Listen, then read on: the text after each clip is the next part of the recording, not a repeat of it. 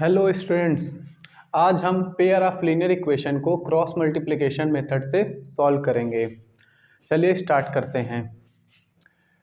तो यहाँ पर सबसे पहले क्रॉस मल्टीप्लिकेशन मेथड से करने से पहले यहाँ पर इस -12 को इधर भेजेंगे। तो ये 9x माइनस 10y, ये -12 इधर आ जाएगा तो +12 = 0। तो RHS में 0 रखना होता है पहले, तभी क्रॉस मल्टीप्लिकेशन मेथड से हमें करना चाहिए। तो इसी तरीके से इस इक्वेशन में भी करेंगे। ये है 2x + 3y, इस 13 को इधर भेज देंगे, -13 = 0। तो ये बन गया। अब इसको क्रॉस मल्टीप्लिकेशन मेथड से सॉल्व करेंगे। x upon is equal to -y upon is equal to 1 upon, अब x अपॉन x के नीचे हमें क्या रखना है, x के नीचे हमें क्या रखना है, तो x को हम छिपा लेंगे। x को जब हम छिपा लेंगे ऐसे, तो ये -10 और ये -13, इन दोनों का मल्टीप्लाई कर लेंगे, इन दोनों का प्रोडक्ट कर लेंगे। इन दोनों का प्रोडक्ट कर लेते हैं यहाँ पर, तो -10 इंटू -13, इन दोनों का प्रोडक्ट करेंगे x को छिपा करके, फिर इन दोनों का प्रोडक्ट करके दोनों को सब्ट्रैक्ट कर, इन दोनों को प्रोडक्ट करेंगे तो कितना आएगा, 12 इंटू 3 आएगा।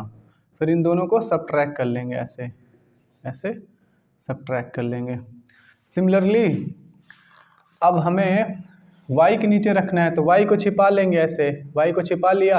अब ये बचा 9 इंटू -13 करेंगे, फिर माइनस लगा करके 12 इंटू 2, तो इन दोनों को प्रोडक्ट में से इन दोनों प्रोडक्ट को सब्ट्रैक्ट कर देंगे। तो ये 9 इंटू -13 है, ये हो गया। और y को छिपाना, इन दोनों का प्रोडक्ट कितना है, 12 इंटू 2 है। ये इन दोनों प्रोडक्ट में से इन दोनों प्रोडक्ट को सब्ट्रैक्ट करना है। सिमिलरली 1 के नीचे क्या रखना है, 1 के नीचे क्या रखना होगा, तो ये कांस्टेंट टर्म को छिपा लेंगे। तो ये 9 इंटू 3 का प्रोडक्ट कर लेंगे, 9 इंटू 3 ये हो गया, और -10 इंटू 2 कर लेंगे, -10 इंटू 2, फिर इन दोनों के बीच में सब्ट्रैक्ट लगा देंगे। ऐसा हो गया। अब आगे क्या करेंगे, -10 इंटू 13, -10 इंटू 13 करेंगे तो 130 हो जाएगा, +130, -12 3 36 हो जाएगा, -y अपॉन 13 9 जा 117, -117 होगा, ये -24 हो जाएगा, ये 9 3 27 हो जाएगा, माइनस माइनस प्लस +20 हो जाएगा, ये हो गया।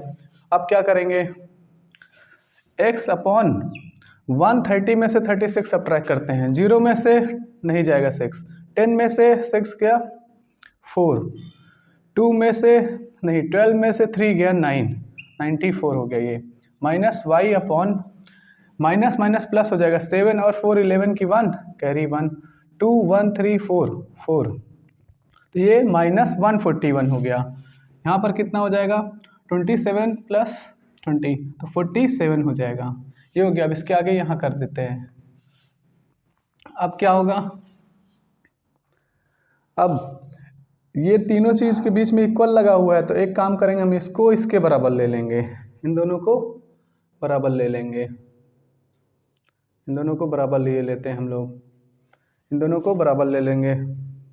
तो x अपॉन 94 = 1/47, तो x की वैल्यू यहाँ से आ जाएगी 1/47 है ना, ये 94 उधर चला जाएगा, तो 47 1 जा 47, 47 2 जाता है, x की वैल्यू यहाँ से 2 आ जाएगी। x की वैल्यू कितनी आ गई, x की वैल्यू 2 आ जाएगी। सिमिलरली इन दोनों को बराबर ले लो, -y upon -141 = 1/47, minus minus cancel out, y = ये है 41 ऊपर चला जाएगा, ये 47, तो ये 7 3 21, तो 3 टाइम पे जाएगा, ये y की वैल्यू आ गई। तो इस तरीके से हमने x की वैल्यू और y की वैल्यू निकाली। Thank you.